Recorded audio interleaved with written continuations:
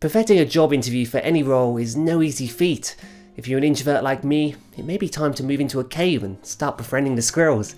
Those pesky little buggers. I'll have a video on that soon, but in today's video, and in part 2 of the last video, I'll be teaching you precisely how to nail that interview.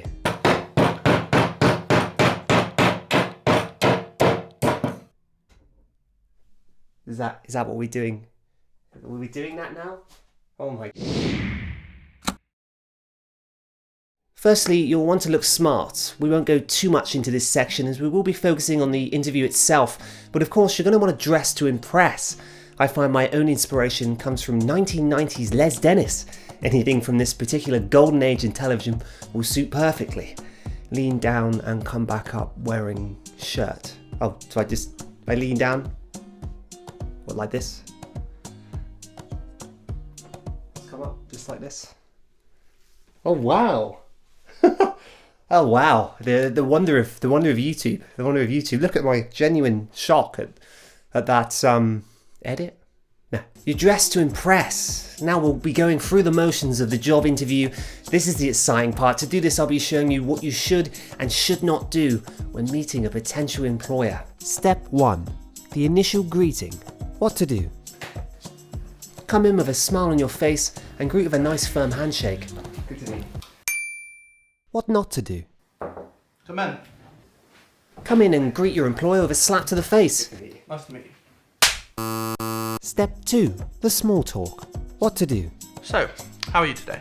Let the employer lead the conversation and offer smiles and detailed responses. Ask a few questions yourself and speak of your excitement for the interview ahead.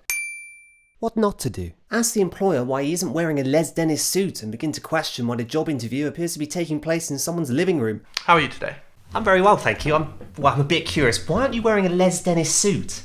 And come to think of it, why are we doing an interview in a living room? I mean, there's a camera right here. Step 3.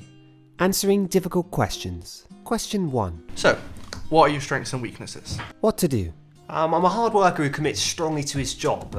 Some people may see that as a weakness in itself, but as we spend such a long period of our time investing in our work, I like to commit myself fully to a task. And sometimes that does mean missing out on trips to the pub, but what's best for the business is what's best for me.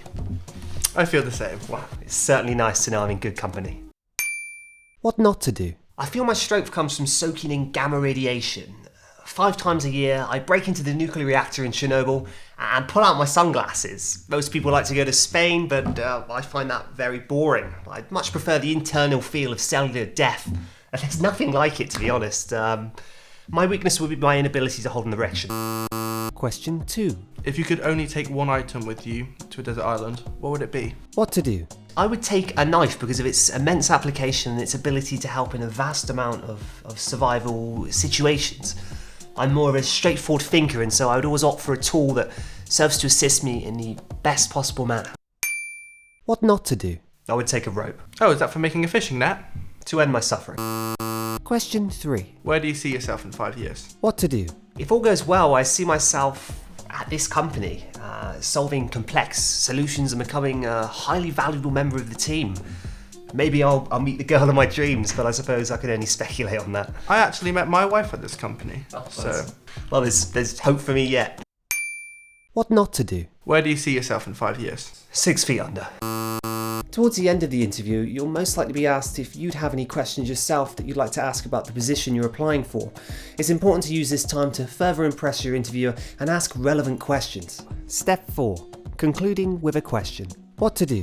Is there any questions you'd like to ask me? Yes, if I'm successful in my application, what would my day-to-day responsibilities look like? Well, your role as a sales manager means you'll be in contact with our high-end clients, making sure all their needs are met and understood. You'll also be able to distribute all your workload to get everything done and all the accounts are kept safe and well done. Awesome, that sounds great. What not to do? Do you have any questions you'd like to ask before you leave? Yeah, what are the odds of me sleeping with a canteen lady downstairs? The one cutting the meat. Oh, you mean Patricia? Yeah. That's my mother. Oh. So is that a no? No. when the time feels right, you may leave the job interview with a big smile on your face, because if you followed these tips, then congratulations, you've got yourself a new job. Or maybe you haven't got yourself a new job because you did the wrong things. It's quite easy to get mixed up, I must admit. What you should and shouldn't do sometimes can seem very similar.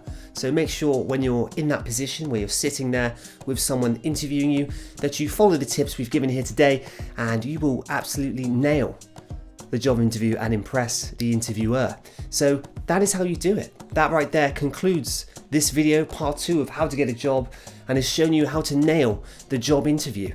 This has been Weird, DanWhiteWeird. I thank you very much for watching this video, and should you need any other top tips or advice about a great many of topics, then please feel free to subscribe and see my other videos on my channel. I'm sure we've got you covered and I can help you out. My friends, thank you very much for watching this video. Your support means everything, and I will see you here again soon.